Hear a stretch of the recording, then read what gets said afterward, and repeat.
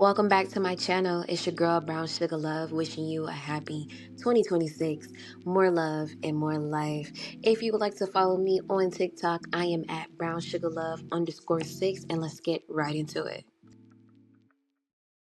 With 2026 rolling in, 1996 will turn 30 years old. And with that being said, as of September 13th, 1996, it will be 30 years since we lost Tupac Shakur. On that fatal night on September 7th, 1996, there were four people that rolled up on Tupac, but only one of them is alive, which is Dwayne Davis, also known as Keefe D. His trial is set for February 9th, 2026. Tupac was a very complex man. His life swirled with so much controversy. But today we're going to look back at some of the interviews that he had and see how charismatic and still how his words are still relevant for today's time. So I don't fit in. That's hell. It's hell when you can't be around your peers. All my life I grew up around black people, poor people, but I can't live around poor people now because they'll rob me. And why would they rob me? Because they're starving, because there's no money here. But they're telling me, now that I made a little money, I have to move here. So it's not like no one's ever trying to deal with this section. They're just moving away from it. And we're going to have more stars coming from together, but they're gonna all move this way. You know what I'm saying? So it's like all the society is doing is leeching off the ghetto. They use the ghetto for their pain, for their sorrow, for their culture, for their music, for their happiness, for their movies, to talk about boys in the hood. You know what I'm saying? I don't want to be another I don't want to be 50 years old at a BET We Shall Overcome Achievement Awards. You know what I'm saying? Not me. You know, I want when they see me, they know that every day when I'm breathing, it's for us to go farther. You know, every time I speak, I want the truth to come out. You know what I'm saying? Every time I speak, I want to shiver. You know, I don't want them to be like, they know what I'm going to say because it's polite. They know what I'm going to say. And even if I get in trouble, you know what I'm saying? Ain't that what we're supposed to do? I'm not saying I'm going to rule the world or I'm going to change the world, but I guarantee that I will spark the brain that will change the world. And that's our job, is to spark somebody else watching us.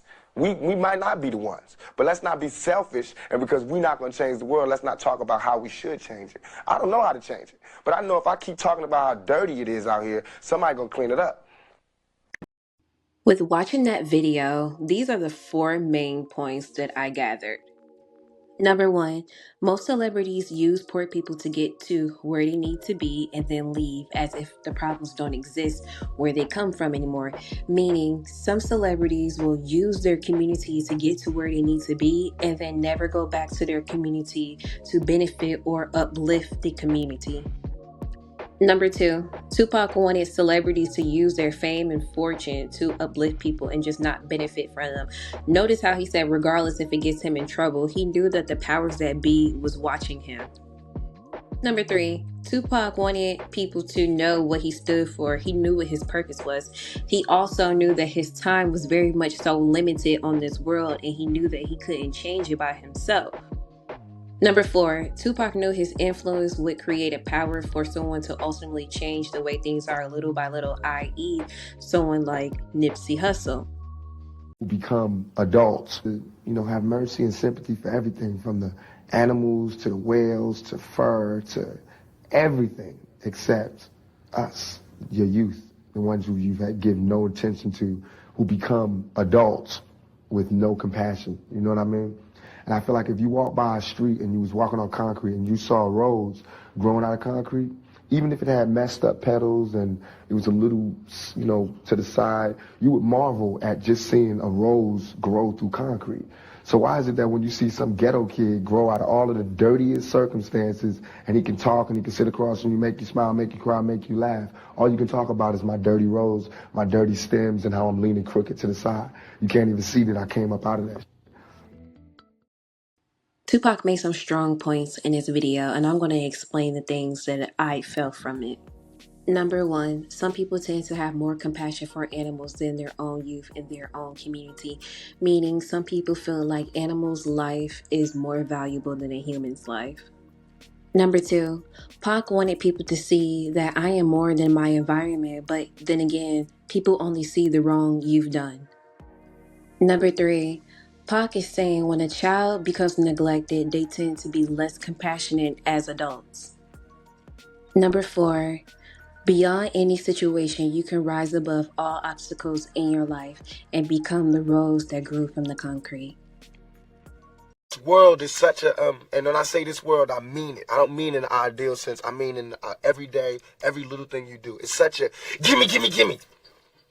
Everybody back off. You know, everybody's like, you taught that from school, everywhere. Big business. If you want to be successful, you want to be like Trump, gimme, gimme, gimme, push, push, push, push, step, step, step, crush, crush, crush.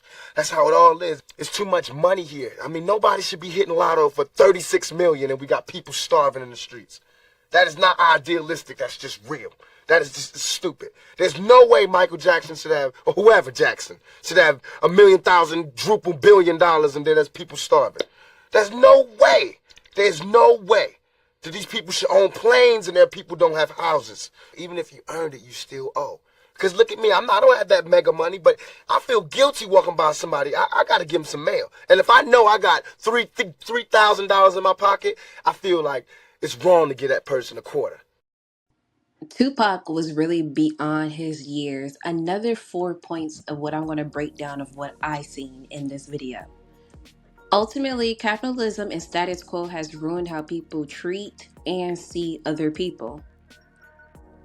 Number 2, there shouldn't be billionaires and trillionaires in this world while there are homeless people and people who can't fend for themselves in this world.